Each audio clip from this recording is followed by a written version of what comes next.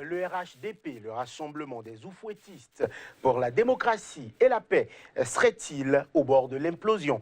La question mérite en tout cas d'être posée, tant les déclarations ces dernières semaines de part et d'autre méritent qu'on s'y intéresse. Le temps d'un débat au PDCI RDA, le Parti démocratique de Côte d'Ivoire, l'heure est au retour des frondeurs dont Kouadio Konan Bertin Kakabe, candidat à la présidentielle de 2015, contre l'avis du parti qui lui avait appelé à voter pour le président Alassane Dramane Ouattara. Mais l'heure est aussi aux clarifications et à l'indignation. Clarification de la posture du parti qui entend avoir, avec ou sans le soutien du RDR du président Ouattara, son candidat pour 2020. Indignation face aux allégations à l'encontre d'Henri Konan Bédié, le président du PDCI-RDA. Du côté du RDR, le porte-parole a été très clair. Le président Bédié s'adresse à ses militants, aux militants de son parti donc, pas à ceux du RDR, qui est un parti organisé et qui ira en congrès pour se prononcer en son sein. La bataille pour 2020 serait-elle déjà engagée? Si oui, quel rôle pour l'actuel président de l'Assemblée nationale de Côte d'Ivoire, Guillaume Kibafori Soro? Sa posture est en tout cas épiée, lui qui a reçu du moins officiellement le soutien du président Henri Konan Bédié après l'affaire dite de la cache d'armes découverte dans une résidence qui serait celle de son directeur du protocole. Les deux hommes d'État se seraient même rencontrés à Paris pour parler de choses et d'autres. Côte d'Ivoire, présidentielle de 2020, si loin et pourtant si proche, la question en sera posée. On revient juste après l'intermède.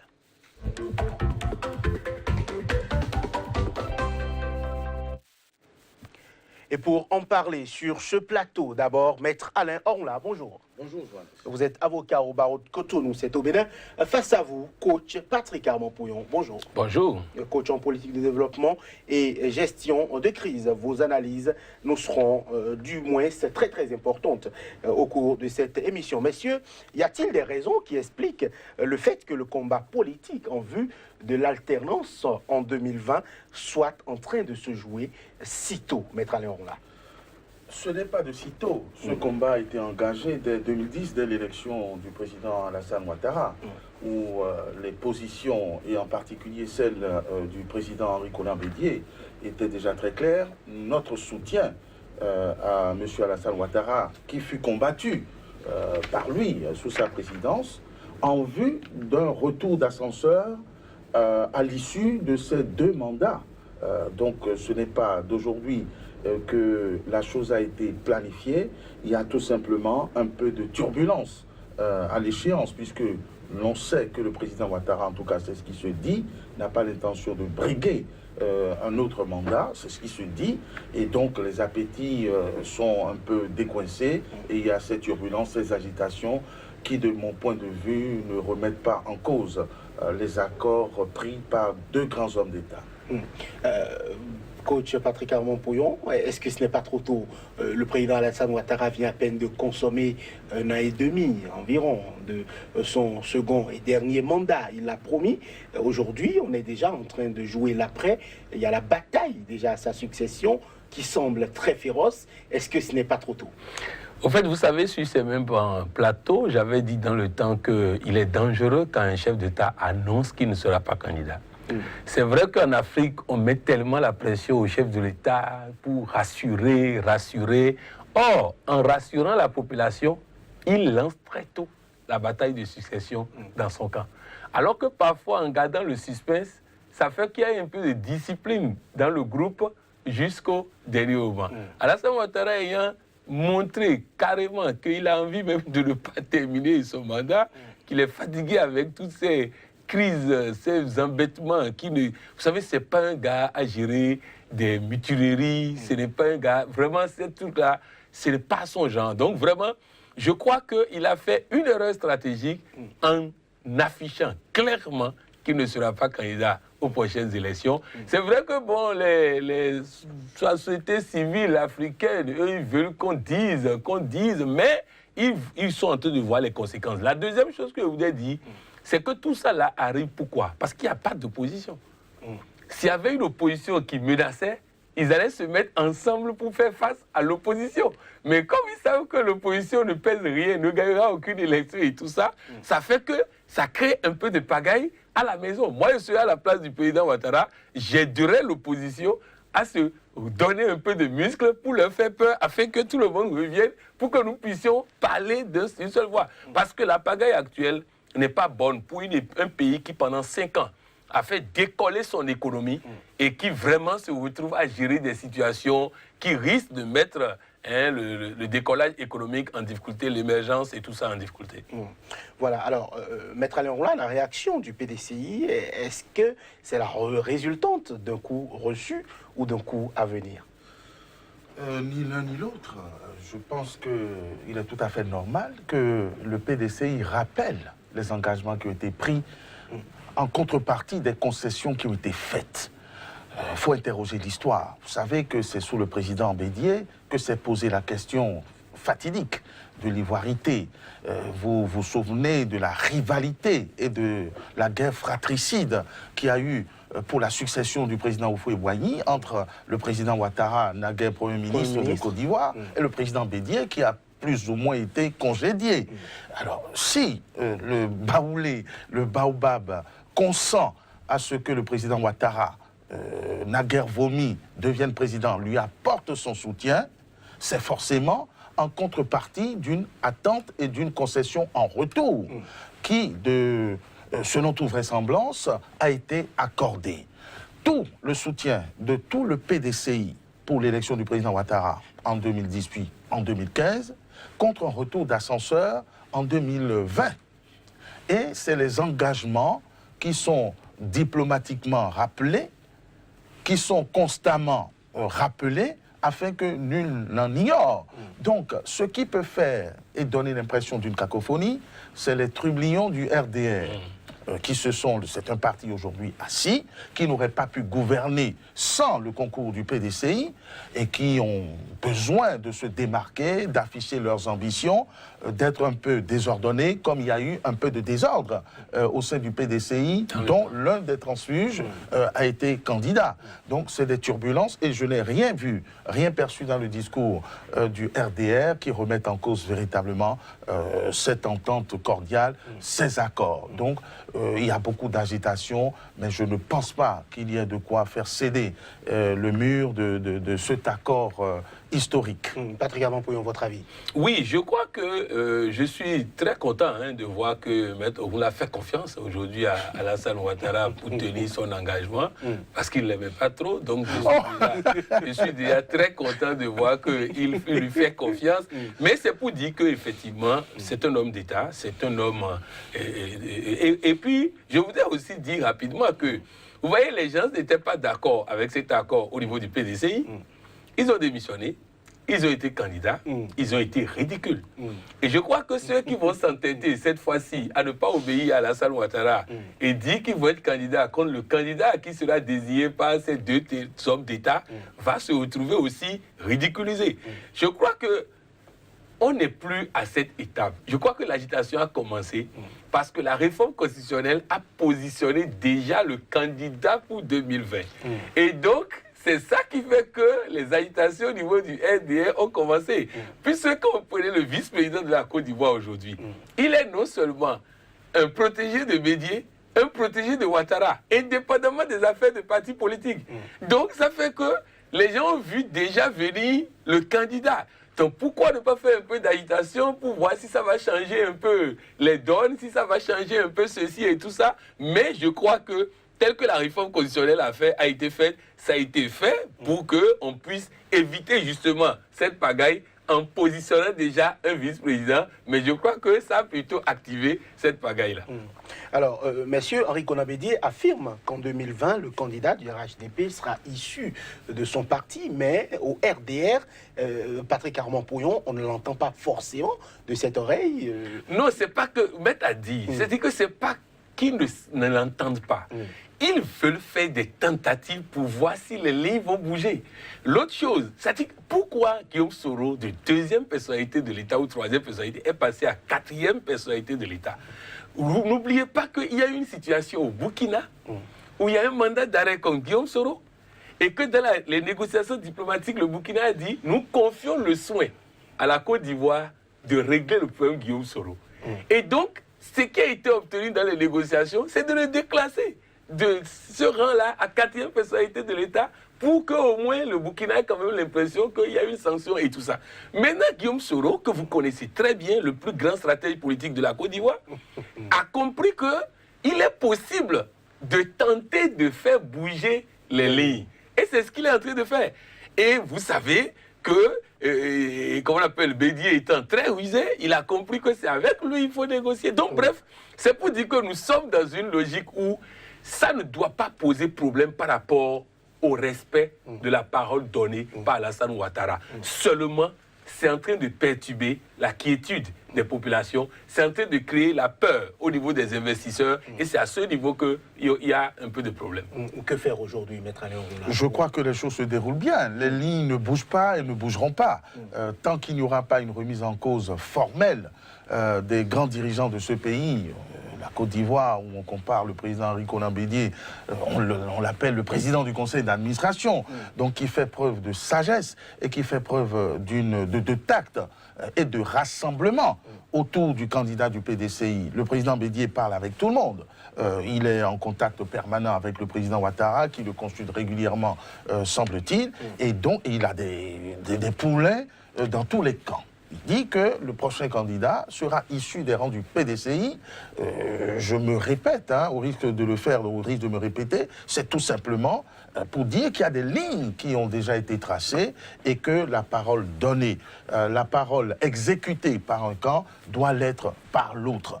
Alors, la vraie énigme dans ce processus, c'est l'énigme Soro. Guillaume, qui fait preuve d'une certaine ruse politique et dont la carrière incontestablement est basée sur la force et sur les armes. Alors, je crois que c'est un processus qui est en train d'être contrebalancé par la réforme constitutionnelle. Je ne pense pas que cette réforme, qui a été très critiquée, ait eu lieu tout simplement pour déclasser Soro Guillaume. Non, entre autres. Entre autres, non, qui a eu pour effet de le déclasser, ce qui veut dire qu'il n'y a plus de soutien actif à la candidature de Guillaume Soro, qui semble revenir à la raison, même s'il reste en embuscade. Le discours officiel, tant du camp Ouattara que du camp du PDCI, c'est de dire que Soro Guillaume devra patienter. Et avec lui se taisent les appétits plus ou moins gloutons des jeunes de sa génération ou des moins jeunes, comme par exemple Ahmed Bakayoko. Donc ça va être un match de grand, un match de dur. Je crois que effectivement, une candidature comme celle, par exemple, du vice-président n'est pas une candidature à bouder, elle ne sera pas forcément contestée, mais il y en a bien d'autres.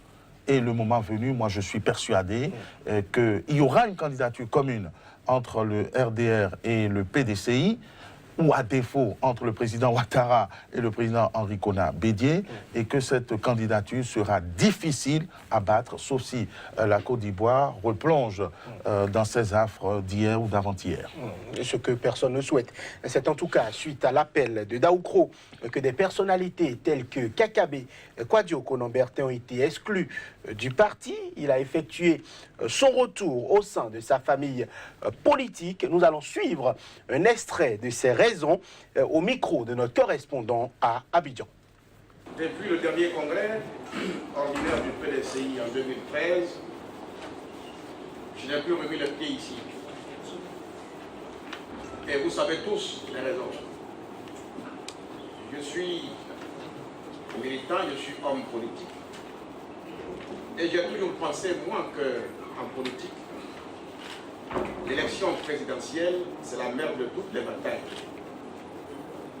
Puisque c'est autour d'elle que s'organisent toutes les activités du parti. En clair, un parti politique, il ne se crée que pour exercer, conquérir et exercer le pouvoir. Nous ne nous sommes pas compris en 2015 pour ne pas voir mourir le PDCI ADA. J'ai pris le chemin que j'ai emprunté, que j'ai pris. Mais le temps a fait son effet. Et vous avez vu vous-même le dernier séminaire organisé par la direction du parti à Benjerville. Le séminaire de Benjerville a accouché de résolutions claires qui ne sont rien d'autre que ce que j'ai toujours revendiqué. Première résolution de ce séminaire, c'est que le PDCI doit avoir un candidat pour 2020. Je ne dis pas autre chose, bien au contraire. Deuxième résolution, c'est que mon parti demande la révision de la CEI. Et c'est pour cette raison que j'ai été organisé une marche avec les autres Ivoiriens qui ne sont pas forcément membres du PDCI d'ailleurs. Troisième résolution, la révision du découpage électoral. C'est flagrant. À partir de ces éléments-là, est-ce que j'ai encore des raisons de rester à la périphérie? J'ai décidé de revenir au PDCI prendre ma place.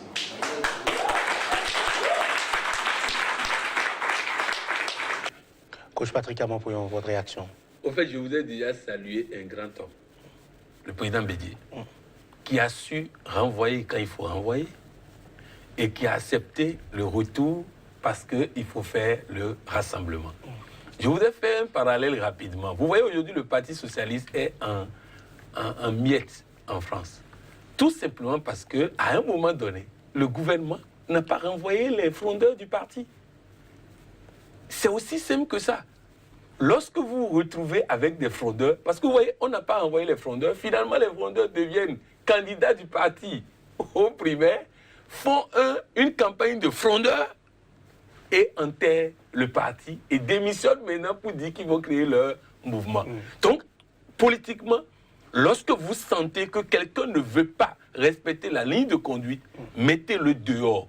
Quand il va trouver que la ligne de conduite, il faut s'allier désormais, il peut revenir dedans. Je crois que nous avons des expériences dans plusieurs pays, le Bénin, tout ça, où des frondeurs n'ayant pas été renvoyés quand il le faut, sont devenus après ceux qui tentent de renvoyer les autres. Donc, il faut que ce soit clair. Donc, ça, c'est la première chose, je voudrais saluer le président Bédié pour avoir pris d'autorité la décision qu'il faut quand il le fallait, mais qui aussi, ayant trouvé que les circonstances s'y prêtent, a commencé le grand rassemblement. Je voudrais aussi saluer le courage politique de Kakabé, parce que beaucoup de politiciens font des erreurs, mais ne veulent pas revenir sur leurs erreurs. Je crois que même s'il l'exprime d'une manière à montrer que c'est lui qui a raison, cela n'empêche qu'il a reconnu que dehors, il n'a pas pu faire long feu. Il veut revenir à la maison, ce n'est que de bonne guerre. Voilà, Maître Alain, on l'a rapidement. Votre réaction par rapport au retour de Kouadio Konan-Bertin? C'est une excellente nouvelle.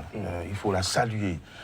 Le président Bédié n'a pas toujours raison, parce que je crois que le choix de soutenir le président Ouattara a été un choix dicté, certainement, de sagesse, mais l'on peut comprendre que des cadres du PDCI n'adhèrent pas à ce choix qui pouvait leur paraître contre nature.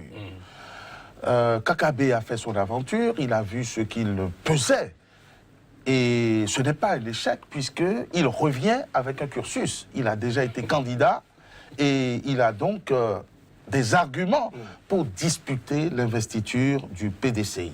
C'est vrai qu'il est resté des fidèles, de très très fidèles compagnons, comme par exemple le ministre Aoussou, qui lui n'est jamais parti et qui a la confiance aussi bien du président Konan Bédié que du président Ouattara.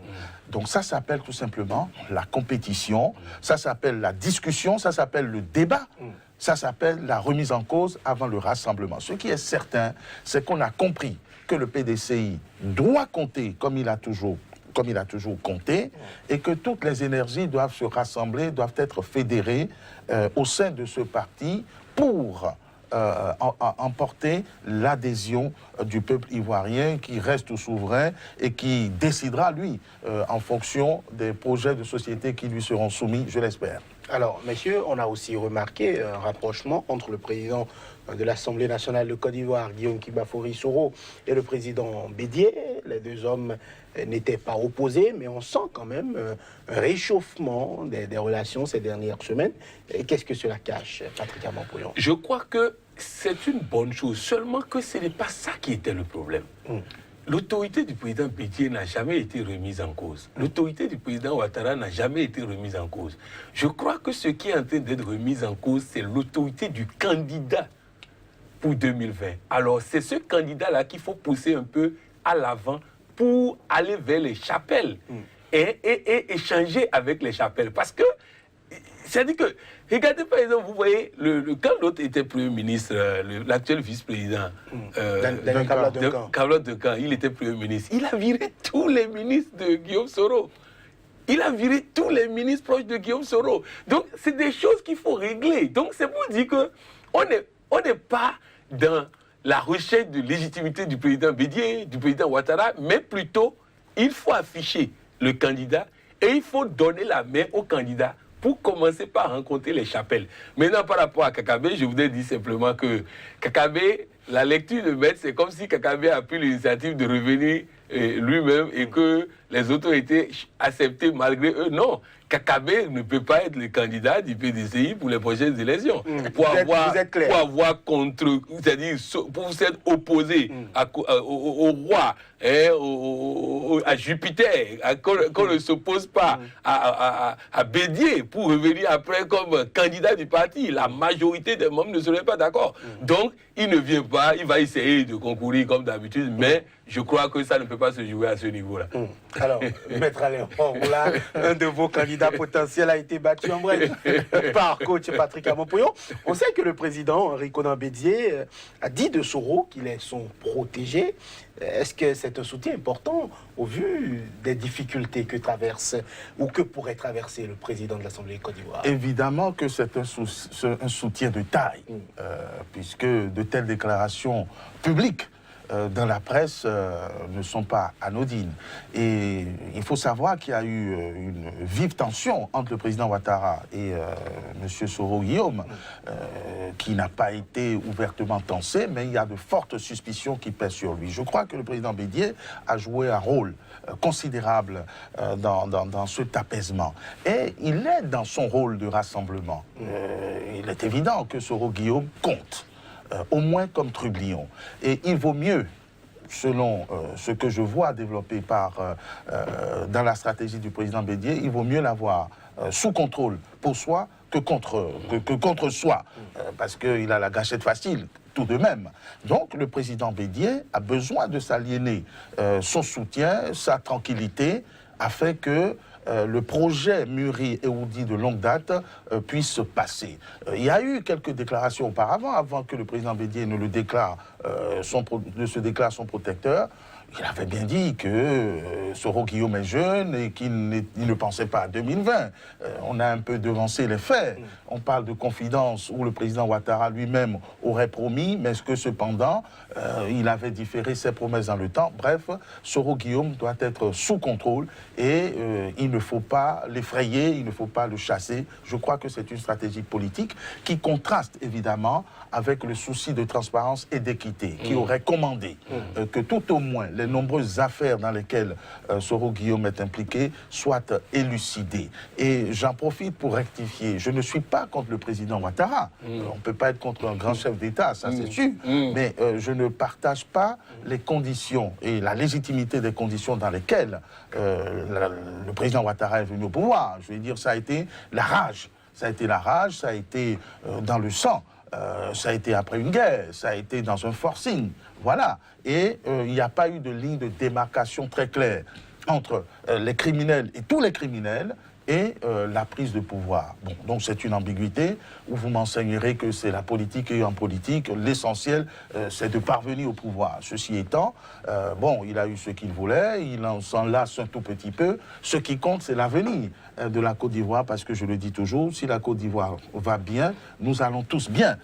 Elle reste la métropole, donc nous sommes très sensibles à ce qui s'y passe et je reste persuadé que même au sein du PDCI, il va y avoir de la compétition, que c'est du réalisme.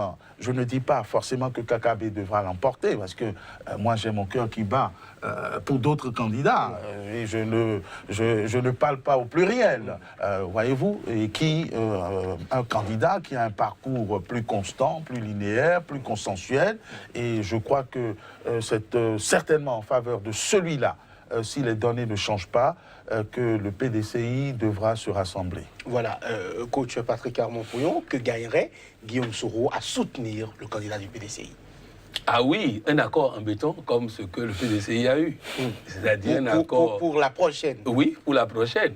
Parce que n'oubliez pas que la légitimité de Guillaume Soro est plus facile à établir chez Bédié, qui tient sa troupe, qu'au RDR.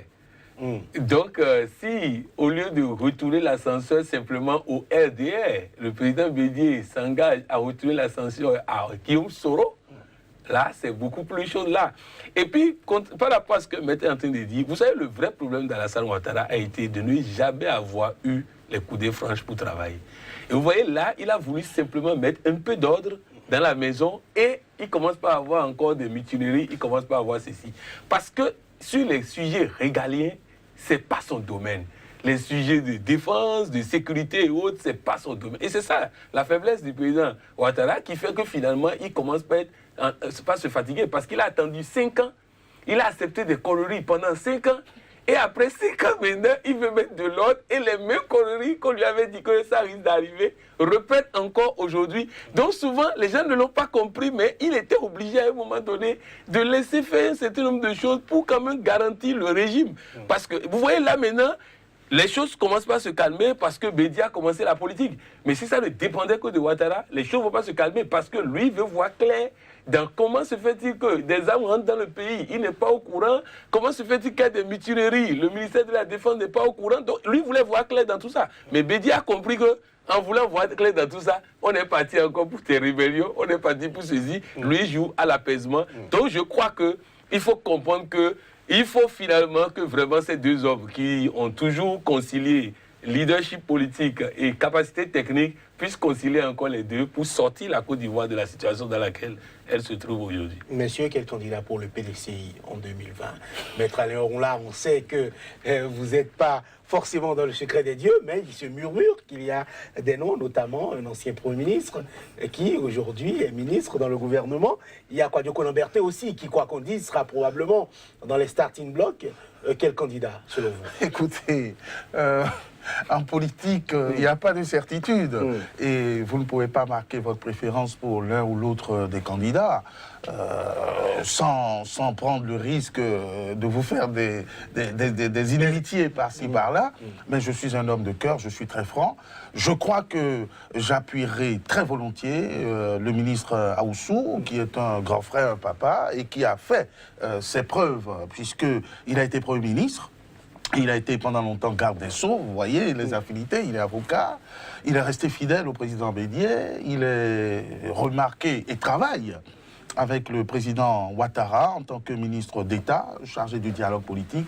Je crois qu'il a un parcours séduisant, en tout cas pour un panafricaniste comme moi, un homme de paix, etc. Et donc mon cœur bat franchement pour lui maintenant. Les autres candidats ne déméritent pas. Et il y a aussi d'autres paramètres qui peuvent entrer en ligne de compte. Et je crois que c'est un candidat qui saura s'effacer s'il s'avère que d'autres candidats soient meilleurs que lui. Donc, moi, je suis dans... Jeannot Kwadjo Aoussou face à Kwadjoko Lamberté. Maître Alain Ronlard. Coach Patrick Armand-Poyon. Kakabe, non, il n'y a pas match. Ce n'est pas à ce niveau-là qu'il faut chercher. Il n'y a pas match. Et selon vous, quel candidat? Non, je crois que Aoussou est potentiellement capable si c'est vraiment Ouattara qui va décider. Parce que voilà un monsieur qui est du PDCI, mais qui est plus adulé par le président, le leader du RDR, que par l'équipe PDCI. Parce que c'est ça qui a fait qu'il a perdu le poste de Premier ministre. Rappelez-vous qu'il était Premier ministre et le groupe parlementaire vote contre un texte qu'il a envoyé à l'Assemblée nationale. Et c'est ça qui a fait que maintenant on devait l'enlever quand Alassane Ouattara lui-même n'était pas d'accord, a fini par le garder ministre d'État à la présidence d'abord et après chargé du dialogue politique. Donc, si c'est prendre quelqu'un qui pourrait être plus accepté par les chapelles, je crois que par la moyenne des chapelles, je crois qu'il a son mot à dire. Mais si c'est pour prendre quelqu'un qui sera plus accepté par le PDCI, je crois que quelque chose s'était tramé déjà dans l'actuel arsenal du pouvoir en Côte d'Ivoire. Dites-le nous. Le vice-président, Kabandouka, c'est ce qui était prévu, mais je crois que les chaises musicales qui sont en train de se passer là peuvent modifier les données. Voilà, alors le parti a tenu à publier un communiqué avec la complicité de la technique. Le parti a tenu donc à publier un communiqué pour soutenir son président et rappeler les vertus d'Henri Konan Bédié. Nous allons suivre notre extrait. C'est Jean-Louis Billion, il est le porte-parole du PDCI RDA, toujours au micro de notre correspondant à Abidjan, Chris Paterne, à Sémian.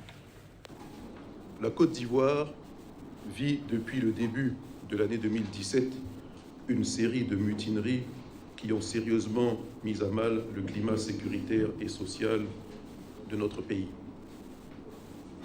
Au cours de celle du mois de mai dernier, l'ensemble de la communauté nationale et internationale a été informé de la découverte d'une importante cache d'armes dans une résidence de la ville de Bouaké. Toujours fidèle à ses idéaux de paix, légués par le père fondateur, le président Félix Houphouët-Boigny, le PDCI RDA et son président, son Excellence Henri Konan Bédié, ont exhorté les soldats insurgés à privilégier les voies du dialogue et de la négociation pour faire aboutir leurs revendications. C'est dans ce contexte où les besoins d'unité nationale et de cohésion de toutes les couches de la société ivoirienne sont plus que jamais indispensables pour préserver le pays de périls irréversibles, que des propos irresponsables, dont la teneur n'a d'égal que la cécité de leurs auteurs, tendent à faire croire que le président Henri Konan Bédié, homme de mesure et de paix, qui a toujours privilégié l'intérêt supérieur de la nation, serait mêlé à de sombres pratiques de financement de la rébellion de septembre 2002. Devant des accusations aussi graves, le PDCI RDA réuni en sa session hebdomadaire s'indigne que de telles allégations mensongères soient proférées en direction de son président, auteur de l'appel de Daoukro, homme de mesure, de consensus et de paix qui ne ménage aucun effort pour que notre pays retrouve la stabilité, la cohésion et la prospérité. Et invite les militants du PDCI à demeurer mobilisés et unis derrière leur président et à œuvrer sans relâche à la cohésion du parti dans la perspective des enjeux futurs. Maître Améron, la réaction. C'est un exercice politique. Qui n'est pas convaincant, en tout cas, pour l'analyste que je suis, puisque tout le monde a été complice du trafic d'armes en Côte d'Ivoire, même sous embargo. C'est un secret de polichinelle que les armes ont continué à circuler. La preuve, c'est qu'on en a retrouvé. La preuve, c'est que l'on a reconnu que c'était lié à la crise pré- ou post-électorale. Il y a eu des armes. Même sous embargo, il y a eu des armes qui ont circulé en Côte d'Ivoire et tous les responsables, surtout à un niveau aussi élevé, doivent admettre qu'il y a eu une complicité, ou en tout cas une passivité de connivence qui fait que l'on ne peut pas venir aujourd'hui démentir. Ce n'est pas forcément avéré. Non, ce n'est pas avéré, puisque aucune des enquêtes n'a abouti. Je veux dire, il y a la présomption d'innocence, il y a tout ce que vous voulez. Qui autorise donc le PDCI à réagir de la sorte. Oui, mais ça, c'est un communiqué. Et à dégager la je responsabilité. dis, les exercices sont président. différents. Il y a un communiqué politique et il y a un décryptage. Et moi, je dis que tous les responsables, le président Ouattara, le président Bédié, Le président Gbagbo. le président Gbagbo, tout le monde sait qu'il y a eu des armes en Côte d'Ivoire. Donc maintenant, que chacun tire les conséquences. Coach Patrick Amon. Je voudrais saluer d'abord la posture de celui qui parle. Parce que si dans nos pays, nous pouvons avoir des porte-paroles qui se présentent avec autant de sérieux, autant de prestance, autant de clarté, c'est déjà, sur le plan communicationnel, c'est déjà important. Deuxième chose, c'est que je voudrais qu'on oublie véritablement la pagaille passée de la Côte d'Ivoire et qu'on construise l'avenir. Parce que dès qu'on commence par fouiller dans cette fourmilière, vous allez vous rendre compte que vous allez toucher des intérêts. Alors que j'ai dit tout à l'heure que le problème, c'est qu'il y a un peu trop de pagaille en ce moment où il y a trop de leaders. Donc on a plus besoin de rassembler, on a plus besoin d'unir que de diviser. Donc moi, je pense qu'il faut penser la Côte d'Ivoire en termes d'avenir, parce que le passé, d'abord, il y a trop de postures pour aborder le passé. Vous voyez, chacun défend toujours sa chapelle, chacun défend son leader, et dans ces conditions, vous ne pouvez pas avoir la vérité. Je crois qu'il faut regarder devant et construire la Côte d'Ivoire de demain. Aujourd'hui, nous allons parler du RDR, messieurs. On a l'impression que la bataille pour 2020 se joue beaucoup dans le camp du RDR aussi. Il y a plusieurs potentiels candidats. Il se murmure que l'actuel Premier ministre de Côte d'Ivoire, Amadou Gon Coulibaly, a des ambitions franches et claires, et que le travail qu'il est en train de faire aujourd'hui à la tête du gouvernement est quand même un travail qui va l'étoffer davantage pour prétendre à cette succession-là. Il y a le ministre de l'Intérieur, Amadou Bakayoko, Ahmed Bakayoko, qu'il ne faut pas enterrer politiquement ni oublier non plus. Aujourd'hui, la course à cette succession-là est loin d'être jouée, à en croire les supputations, maître Alain. Mais c'est tout à fait normal. Je veux dire, le Premier ministre Amadou Gon Coulibaly fait un travail excellent, incontestablement. Et c'est bien parce qu'il a la confiance du président Ouattara qu'il a été fait Premier ministre et qu'il a surclassé, par exemple, Guillaume Soro. Il est le numéro 3 aujourd'hui du régime. Alors, quand on va en politique et qu'on travaille, c'est pour gravir les échelons. Il est numéro 3, c'est tout à fait normal, qu'il cherche un numéro 2 et qu'il cherche un numéro 1. Donc c'est une ambition totalement légitime, comme il est légitime pour Ahmed Bakayoko de vouloir, en tant que seigneur de guerre contrepoids, et ayant par exemple, disait-on, la confiance de Madame Ouattara, c'est tout à fait normal qu'il se jette dans la compétition. Et quand c'est comme ça, il y a aussi toujours un peu de ruse. On tâte le terrain, on lance les ballons, on lance des provocations, des polémiques, on veut se défaire des accords qui ont été pris par d'autres, ce qu'on appelle la stipulation pour autrui. Les engagements pris par le président Ouattara ne concernent que lui. Nous, on est dans une autre logique. Mais après l'expression de ces ambitions qui peuvent amener vers un repositionnement pour figurer dans le prochain arsenal, il y a toujours le temps de la raison. Et aujourd'hui, le RDR seul n'est pas en mesure de l'emporter. Il faut une coalition. Il faut un rassemblement. Le RDR seul ne peut pas enlever les élections en Côte d'Ivoire. Le PDCI seul ne peut pas enlever l'élection présidentielle en Côte d'Ivoire. Le FPI ne peut encore moins. Et donc, il faut qu'il y ait une entente, un rassemblement, au moins de deux de ces trois grandes formations pour espérer emporter le morceau. Donc, après l'expression des ambitions pour se repositionner, il y aura un consensus nécessairement. Et je suis persuadé, c'est pour ça que je salue le président Bédié qui y travaille. Le président Bédié qui a été plus ou moins sacrifié, il n'a pas volé, parce qu'il était parti pour avoir un règne aussi long que le président Houphouët-Boigny, mais ses ambitions ont été contrariées.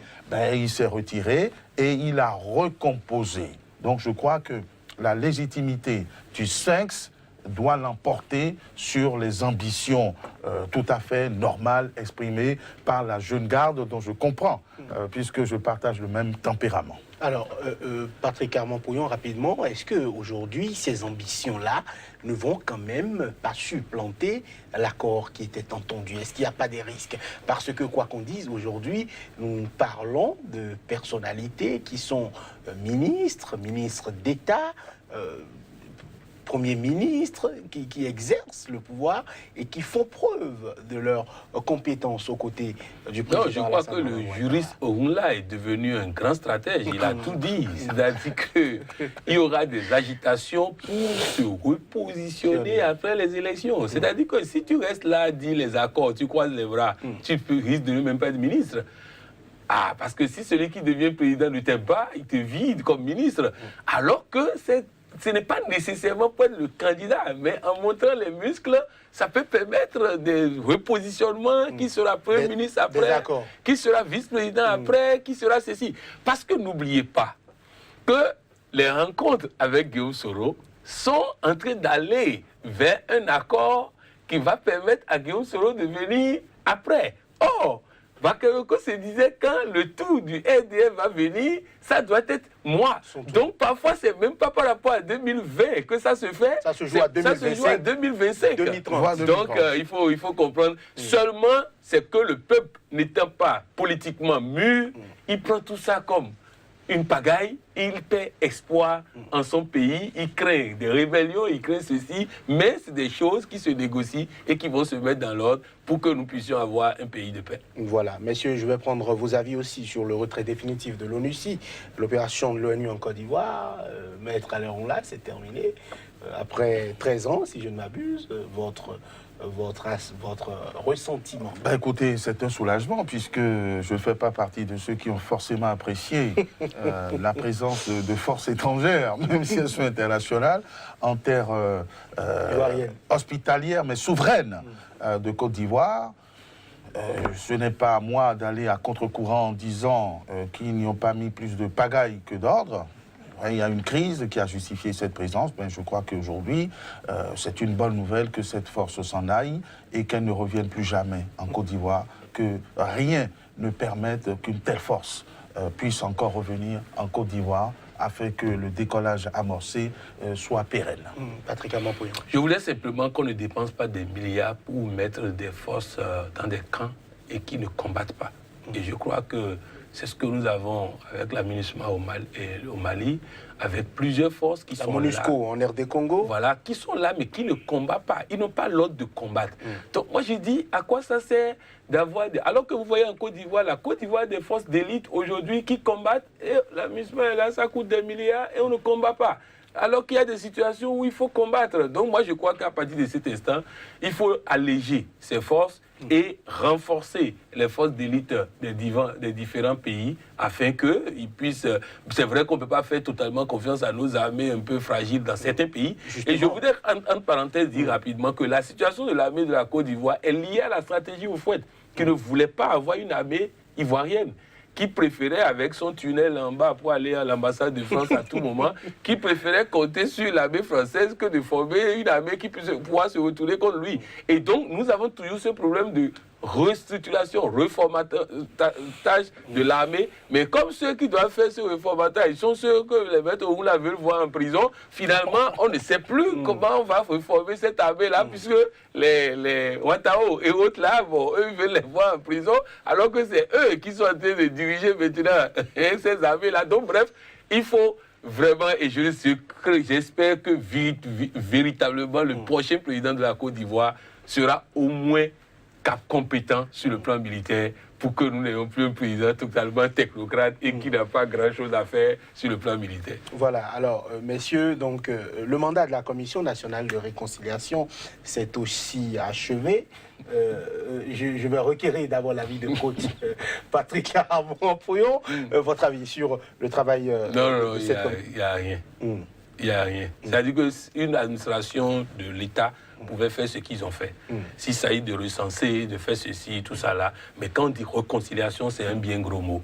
Et je crois que sur ce plan-là, d'abord, non, il faut dire simplement pour gagner du temps que mission non accomplie. Je vais plus loin en disant non-lieu. C'était un chantier important et primordial pour la Côte d'Ivoire post-conflit. Mais c'est le chantier sur lequel l'échec a été cuisant et consommé du début à la fin. Donc, ça fait partie des talons d'Achille du régime du président Ouattara et de son président du conseil d'administration, le président Henri Konan Bédié, malheureusement. Un jour, la réconciliation s'imposera en Côte d'Ivoire. Des conseils, pourquoi pas que faut-il faire? Parce que, quoi qu'on dise, le président Alassane Ouattara a encore plus de la moitié de mandat à faire, 3 ans et demi. Donc il y a largement de quoi travailler encore à renforcer le tissu social entre les Ivoiriens. Si je peux me permettre, au fait, l'erreur de cette commission a été de vouloir réconcilier des leaders politiques. Or, ce qu'il fallait réconcilier, c'était le peuple. C'est-à-dire qu'il faut que nous dépassons, quand quelqu'un crée un parti politique, il dit tous les grands anciens ministres sont avec moi. Mais ils ne pèsent plus rien, ils sont anciens. Donc moi je crois qu'aujourd'hui, il faut construire avec le peuple. Et ça, c'est le social, c'est le développement, c'est l'emploi, c'est tout ça qui fait oublier les crises, les différends, tout ça. Le vrai problème qui a plombé la réconciliation en Côte d'Ivoire, c'est que sous Gbagbo, l'argent était distribué comme de l'amusement. Sous Ouattara, c'est l'orthodoxie financière et tout. Il n'y a pas trop de distribution politique, tout ça. Donc, tout ça là a renforcé le fait que certains ont toujours le sentiment que l'autre régime, c'est bon parce que l'argent circule et tout ça. Donc, ça fait que finalement, moi, je pense que si aujourd'hui, on veut vraiment faire ça, déjà, au niveau de ces batailles de 2020, qu'on puisse rapidement mettre fin à ça et qu'on s'occupe réellement, parce que pendant 5 ans, on a fait la croissance, maintenant il faut répartir les gains de cette croissance-là. Il faut vraiment aller dans le domaine du social. C'est la meilleure réconciliation qu'on peut offrir à la Côte d'Ivoire. Un problème de prospérité partagé aussi, voilà. selon vous? Pas vraiment. Bon, c'est vrai que le président Ouattara excelle dans la technocratie et les yeux rivés sur le chiffre, sur le développement, sur l'élaboration des infrastructures. Mais il n'y a pas eu de véritable démarche vers cette réconciliation parce que je crois que le président Ouattara se croyait légitime dans sa démarche. Et que c'est lui qui devait d'ailleurs requérir le pardon.